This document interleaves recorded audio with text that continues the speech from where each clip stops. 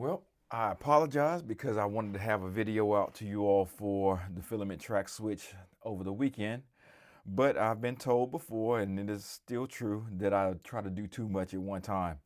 So I upgraded my home network over the weekend and still having a little issues because I'm trying to build out a lab network with some some home-based routers, which is really not working out for me. So I had to go purchase some things and build it up. So here's the filament track switch.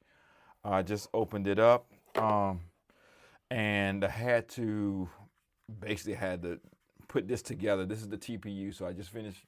You'll see that on a separate video, but I just finished this putting this together because I didn't want to actually have to pull this out, this being the X2D, out twice in order to put the TPU module as well as this track switch module uh, onto the back of the X2D.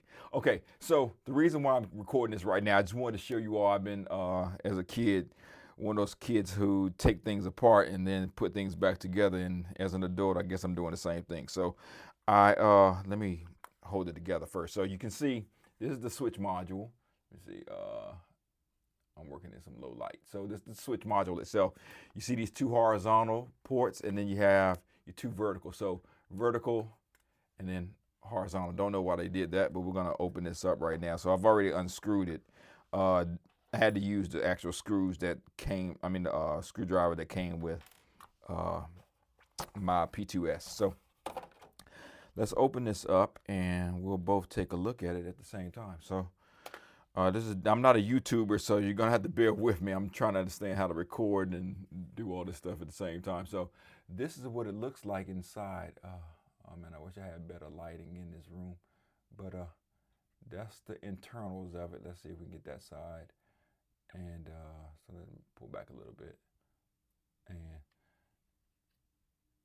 that side, and you'll see horizontal, vertical, and let's see if we can even take it out. So once you take this out of the housing, this is the actual module itself. There you go. I hope you can get that. This is what the module looks like. And this piece comes off, so don't want to mess around with that because I haven't even installed this thing yet. But this is basically it. You can see that, so